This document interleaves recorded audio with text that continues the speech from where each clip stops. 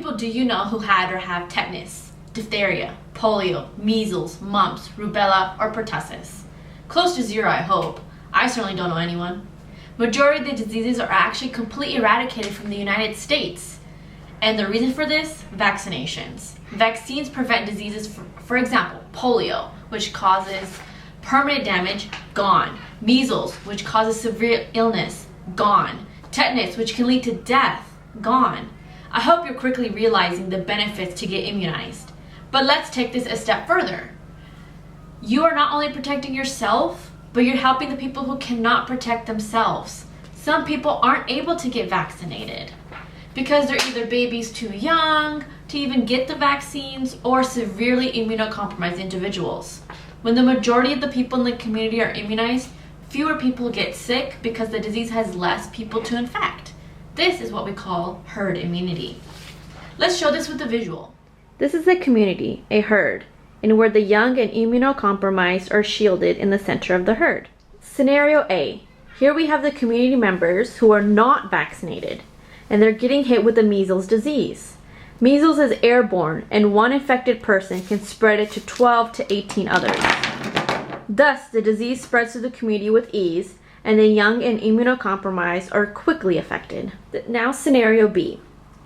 The community members are now 95% vaccinated, and the young and immunocompromised are still near the center. The cellophane represents vaccinations, and as you can see, the center is open, which means the young and the immunocompromised are not vaccinated. And now we have the measles disease hitting the community, but due to vaccinations, it does not penetrate and affect the population enough to spread. Recently, the news and media have highlighted many anti-immunization arguments, which we like to call myths.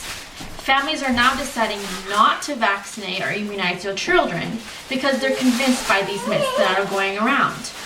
If more and more members of the community are opting out of immunizations, then everyone is more susceptible to becoming infected with the disease. This throws the theory and application of herd immunity out the window. We hope to debunk the common misconceptions about herd immunity. Myth number 1, vaccines cause autism. The widespread fear of vaccines causing autism originated with a 1997 article by Andrew Wakefield, suggesting that measles, mumps, rubella, MMR, vaccine caused an increase in autism. The article has since been completely discredited. Andrew Wakefield actually lost his medical license, meaning he is no longer a doctor. Nevertheless, this hypothesis was taken seriously, and since then, many studies have been conducted. None of them found a link between any vaccine and developing autism. Overall, to make it clear one last time, vaccines do not cause autism. Myth number 2, the diseases and illnesses are eradicated for good, so what's the point of getting vaccinated? Again, thanks to herd immunity, as long as the majority of the community is immunized, even the unimmunized minority will be protected. But if too many families do not vaccinate themselves or their children, they contribute to a collective danger, opening up opportunities for diseases to establish themselves and spread. In addition, the CDC warns that as international travelers grows quickly, so does the disease threat to our country. So if someone were to carry in, let's say, measles from another country, then an unimmunized individual will be at a far greater risk of getting sick if they are exposed.